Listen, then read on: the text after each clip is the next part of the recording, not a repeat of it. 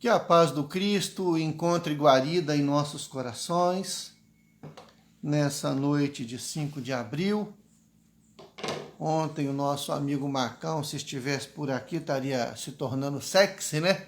Sexagenário. Mas ele já está do outro lado, certamente nos esperando.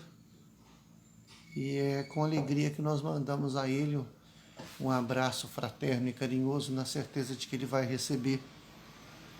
E hoje nós estamos aqui no apagar das luzes, né, no penúltimo capítulo da nossa obra, Os Nossos Filhos São Espíritos, do Hermínio Miranda, aonde ele coloca até um dia, é um capítulo que ele começa a finalizar a sua obra, ele começa a escrever os últimos apontamentos desse livro.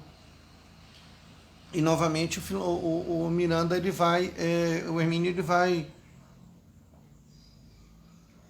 fazer alguns comentários, né, sobre os processos reencarnatórios, os laços sagrados que unem as famílias, né?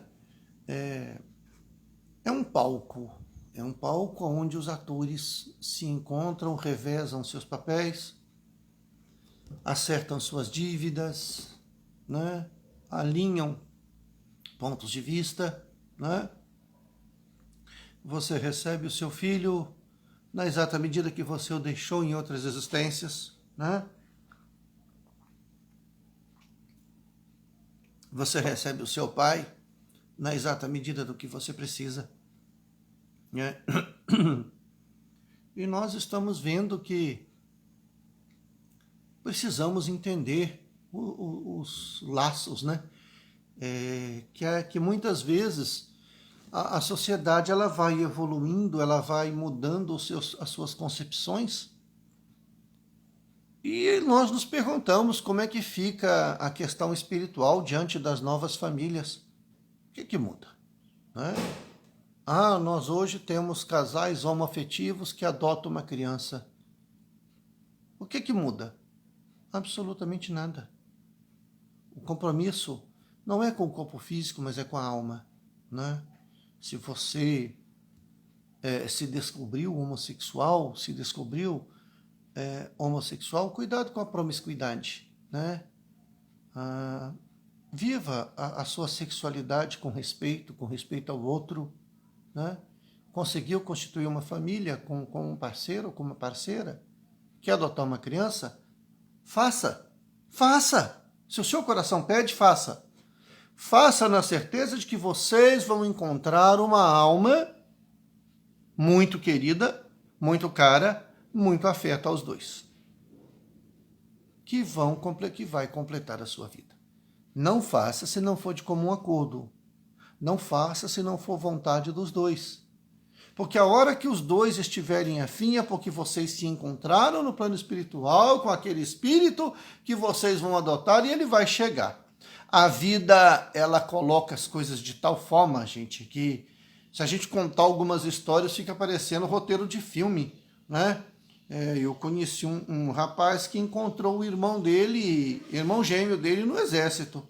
Aos 18 anos, foram separados para cidades opostas, resolveram se alistar no mesmo quartel, numa terceira cidade, e de repente se encontraram, a semelhança física e aos compromissos reencarnatórios, começaram a se aproximar e descobriram que foram adotados por pessoas diferentes, né? E hoje os dois têm 4 pais e 4 mães, porque os pais adotivos se encantaram com a história e já se vão 30 anos até o reencontro dos dois, e a vida deu um jeito de encontrá-los, né? Então nós precisamos entender os sinais divinos, nós precisamos entender os sinais de Deus, né? Uma pessoa me perguntou há poucos dias por que tem reencarnado tantos espíritos com problemas mentais. Não aumentou, não. Acontece que hoje, graças a uma evolução da sociedade, em que as políticas públicas de igualdade, de interação, de inclusão social, permitem a esses espíritos o convívio humano. Então, são trazidos à sala de aula, são trazidos à escola. Nós temos combatido o preconceito, nós temos combatido a segregação, né? E temos tido muitos espíritos reencarnados com problemas mentais. São espíritos muito inteligentes que precisam passar por esta provação. Quando você reencarna com uma dificuldade física, e eu posso dizer, por causa do albinismo, por causa da vista, outros sentidos são bem aguçados, o tato, a audição, né? O olfato. Mas quando você reencarna com limitação mental, é uma das provações mais duras para o espírito. Aí você olha aquela criança e fala, mas por quê? Porque Deus é soberanamente justo e bom. E permitiu aquele espírito que viesse resgatar um débito. Nós lemos em alguns livros, eu não me recordo qual, de um menino que reencarnou autista, num grau muito elevado de autismo. E, vez por outra, se tornava bastante agressivo, bastante agressivo. Os pais não entendiam, embora espíritas, o porquê. Até que lhes foi dito que aquele espírito era um militar reencarnado, que tantas vezes tomou o poder pela força, usurpou, que semeou ódio, discórdia, e que nesta existência assumiu um compromisso de uma vida curta, viveria 22, 23 anos, mas viria com esta limitação mental. E por que ele se tornava violento? Porque em determinados momentos a alma tinha relampejos de clareza, sabia que podia muito mais daquele corpo debilitado que não lhe permitia concatenar as ideias. E ele tinha aquele acesso de fúria não contra os pais, mas contra a própria vida. Ao desencarnar, desencarnou vitorioso, rompeu aquele elo e pôde, então, no plano espiritual, preparar uma existência, ainda com problemas mentais. Vai precisar passar por isso, segundo a obra, algumas encarnações, para que ele possa se depurar do desejo de mandar, do desejo de poder. Terá ainda uma existência ainda mais limitada? Não sei, provavelmente, por que não? Então, se de repente você tem um filho que reencarnou com determinados problemas, não se sinta esquecido por Deus. Não sinta que seu filho é diferente. Sinta apenas que ele está tendo uma oportunidade de resgate ou de uma aprovação. De repente não tem nada a ver com resgate. O espírito quer saber, eu estudei durante humildade por 200 anos, agora eu quero saber se eu conseguia ser humilde. Então eu vou reencarnar limitado, porque eu vou precisar da ajuda dos outros. É uma aprovação. Seja o que for, vivamos intensamente a vida. Cuidemos dos nossos filhos como joias raras, que um dia teremos que entregar. Deus nos deu, Deus nos tirou. Bendita seja a vontade de Deus. Se o seu filho foi tocado pelo beijo da morte, não se sinta atraída por Deus. Ele passou aqui o tempo que precisava. Está agora no plano espiritual.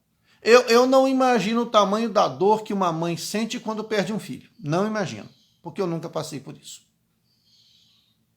Mas eu sei que existe um Deus soberanamente justo e bom, que é incapaz de separar dois corações que se amam. Se o teu filho, mãe, partiu, é porque era a hora dele. Na hora do teu sono, na hora que você vai dormir, peça aos teus mentores para rever o teu filho e trazer consigo alguma lembrança. Isso vai acontecer. Esperar um filho, esperar um neto é uma aventura. É maravilhoso. Nara tem me feito experimentar sensações únicas. Únicas. O meu floquinho de neve é a coisa mais gostosa deste mundo. Agora ganha peso, o corpinho está começando a se adaptar, aquelas cólicas, troca o dia pela noite. É um processo natural. É um processo natural, não é?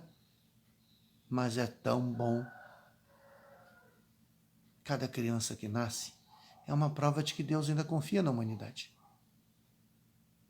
Então, vamos viver esta confiança. Vamos educar os nossos filhos. Vamos conversar com os nossos filhos ainda no ventre das mães. Vamos deixar para o futuro bons médicos, bons advogados, mas acima de tudo, médicos bons, advogados bons, professores bons. Vamos fazer com que a bondade seja inerente a estas almas. Estamos recebendo uma leva de espíritos mais comprometidos com o planeta, mais comprometidos com a preservação da vida. Estamos recebendo uma leva de espíritos solidários. Vamos vivenciar isso. Vamos levar os nossos filhos para as nossas atividades assistenciais. Fazer com que eles sintam parte daquilo. Vamos cuidar dos nossos filhos. Eu quero deixar um mundo melhor para o meu filho. Eu quero deixar um filho melhor para o mundo. Essa é a minha maior preocupação. Deixar um filho melhor para o mundo. Ter a certeza de que eu fiz um bom trabalho. Que eu eduquei os meus filhos sem preconceitos, sem medos, sem traumas. Dispostos a aceitar a vida, seja o que ela vier. Afinal de contas, a vida é um presente de Deus. E que pai quer dar um presente ruim para o seu filho? Levante de manhã, abra a janela e diga bom dia. Nasci para vencer. Nasci para ser feliz. Olhe para o filho que você recebe nos braços e fala: bem-vindo, meu filho. Estamos juntos. Estou aqui para te ajudar. Porque os nossos filhos são espíritos. São milenares como nós, companheiros de outra época. Estão conosco há muito tempo. Que façamos desta caminhada uma caminhada justa e perfeita. Que Jesus nos abençoe. Nos encontraremos na próxima terça-feira para finalizar a nossa obra e já dar um gostinho do que virá depois.